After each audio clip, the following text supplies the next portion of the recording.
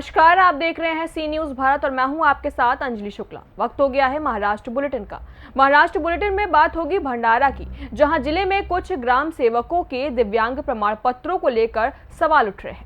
साथ ही बात होगी जालना की, जहां वकील संघ कार्यालय में न्यायालयीन कर्मचारियों की लंबित मांगों को लेकर बैठक आयोजित की गई।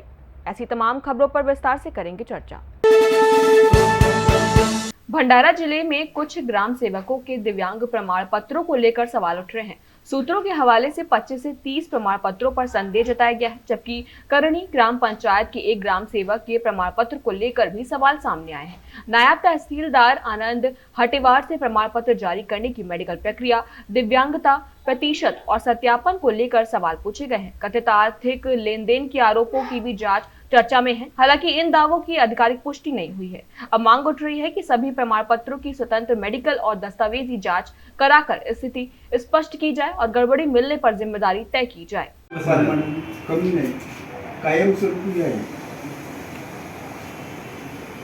आपण जेव्हा दिव्यांग नाही आहात तर दिव्यांग प्रमाणपत्र बनला कसा? ते डॉक्टर लोकांना नाही तर ते मी विचारतो ना, मला पाहिजे तुमची प्रतिक्रिया पाहिजे ना। नाही, मी प्रत्येक कसं देणार आहे? कसं आहे हा माझ्या मला सांगा, माझे आरोप तुमच्यावर आहेत की असंचं प्रमाणपत्र आहे तुमच्यावर बोगस बनवलेलं। बघा आपण मी म्हणतो बोगस आहे, एक जण कोणच्या तुम्ही बोगस आपण कसे ठरवणार? तर म्हणून मी तुम्हाला विचारत आहोत, कारण 20 वर्षानंतर जर डिपार्टमेंट तपासणी करते असं का म्हणणं आहे? जर मी 20 वर्षा अगोदर लागलो तेव्हाच मेडिकल व्हेरिफिकेशन झालं, सगळं झालं आपण परंतु एक्झॅक्टली मी तुम्हाला याबद्दल विचारून राहिलो की आपण दिव्यांग आहात की नाही। मेडिकलला विचारून ना, बातम्या चालू आहेत, मी सर्व तपास करून राहिलो। वरून सनी हा एक मुद्दा आलेला आहे की संबंधित ग्रामसेवक यांचे प्रमाणपत्र बी तुम्ही काही बनवून दिलेले आहे नागपूर मेडिकलमध्ये आणि त्यांच्याकडून काही आर्थिक निधीची बी घेण्यात आलेली आहे। या विषयाच्या संदर्भात काय बोलत नाही माहीत मला विषय।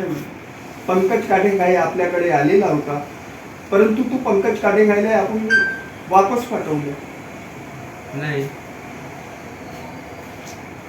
तो मला कसं करायला यासाठी की आपण काही 25 ते 30 ग्रामसेवकाचे प्रमाणपत्र तुम्ही स्वतः बनवलेले आहे आणि त्यांचेही बनवणी पहिली गोष्ट बघा, तुम्ही जो चुकीचा आरोप करताय ना त्याला प्रूफ द्या आणि मी कोण आहे बनवणार? ऐकून घ्या पहिले मी त्या वाटे गेलो होतो, मी अपीलमध्ये गेलो।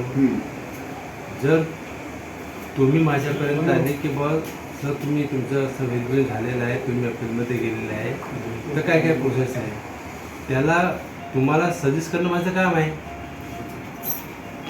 की नाही? नंतरचं काय विषय तुम्ही पाहत असेल तुमचं काय, तर तुम्हीच नाही म्हणजे जेव्हा जिल्ह्यामध्ये माझी पहिली केस आली भरपूर शिक्षक लोक आले माझ्याकडे, सर आता पुढं काय म्हणून मी मेडिकलचे अपील टाकले, मी मॅथमध्ये गेलो, मॅथमध्ये अपील टाकलेली आहे। पण सर आपण प्रमाणपत्र आपल्याला बनलेलं आहे, तर आपण दिव्यांग नाही, ॲक्च्युली दिव्यांग नाही आहे, मग प्रमाणपत्र बनलेलं कसं? तुम्हाला असं वाटतंय? हो ठीक आहे, मग तुम्ही समोरची करा, काही विषय नाही। डेफिनेटली वाटत आहे, कारण की तुम्ही माझ्या समोर उभे आहात। हो, मग कुठं दिव्यांग आहे? मला काय पाहिजे? तुम्हाला फक्त डोळ्याला ठीक आहे नाही, मी तुम्हाला सांगतो ना ठीक आहे, पण त्या टीकच्या आधारात तुम्हाला कसं आहे मिनिमम 5% 10% तुमचं कोण सर्टिफिकेट आहे मेडिकलचं? MBBS, MD काय? तर मला ते विचारायचं आहे सर, मला उत्तर पाहिजे ना तुमच्याकडून, तुम्ही उत्तर देता आहे की नाही देता मला एवढं तुम्हाला मी असंच करतो। आपण एखाद्या व्यक्तीला बघून त्याच्यामध्ये काय दिव्यांगत्व आहे हे ठरवू शकत नाही, हे ठरवते मेडिकल बोर्ड, त्याला व्हेरिफिकेशन सुद्धा आहे। मला एक सांगायचं, मी तुम्हाला विचारायचं तुम्ही हो या नाही कसं आहे, माझे जे प्रश्न आहेत, पत्रकाराचे जे प्रश्न आहेत ते तुमच्यावर, कारण की त्यामुळे तुमचं- तुम्हाला मी काय म्हटलं अगोदरच की माझे वरिष्ठ आहेत, कलेक्टर ऑफिस आहे, तुम्ही तिथे जाऊन चौकशी करा असं म्हणतो मी तुम्हाला. चला ठीक है ना, ओके. भंडारा से सी न्यूज संवाददाता निश्चल यूनकर की रिपोर्ट। जालना वकील संघ कार्यालय में न्यायालयीन कर्मचारियों की लंबित मांगों को लेकर बैठक आयोजित की गई। बैठक में समान काम समान वेतन, वेतनमान की विसंगतियां दूर करने, वरिष्ठ वेतनमान लागू करने और लंबित आर्थिक लाभ देने सहित विभिन्न मांगों पर चर्चा हुई। महाराष्ट्र के करीब 34,000 न्यायालयीन कर्मचारियों के समर्थन में चरणबद्ध आंदोलन का निर्णय लिया गया। इसके तहत 6 सितंबर को काली पट्टी बांधकर काम, 16 से 17 अक्टूबर को विरोध प्रदर्शन और 5 नवंबर को सामूहिक अवकाश रहेगा।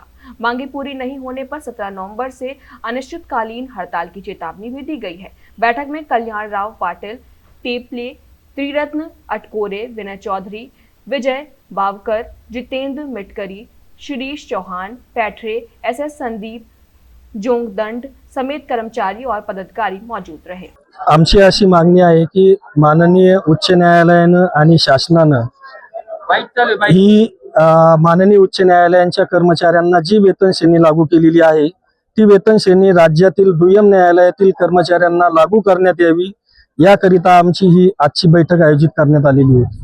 आणि ही मागणी आमची शासनाकडे 18 महिन्यापासून मागील प्रलंबित असून या मागणीकरिता आम्ही आजची बैठक आयोजित केलेली आहे। कसं असणार आहे पुढील आंदोलन, पुढची दिशा, तुमचं कसं आंदोलन आहे, काय संदर्भ सांगा? जर माननीय उच्च न्यायालय आणि शासन यांनी आमची जी मागणी आज माननीय मुख्यमंत्री महोदय कार्यालयात प्रलंबित आहे ती जर मागणी आमची लवकरात लवकर मंजूर झाली नाही तर आम्ही संपाचा नोटीस दिलेली आहे आणि आम्ही 17 नोव्हेंबर पासून राज्यातील सर्व दुय्यम न्यायालयातील कर्मचारी ज्यांची संख्या 34,000 आहे असे सर्व 34,000 कर्मचारी हे संपावर जाणार आहोत।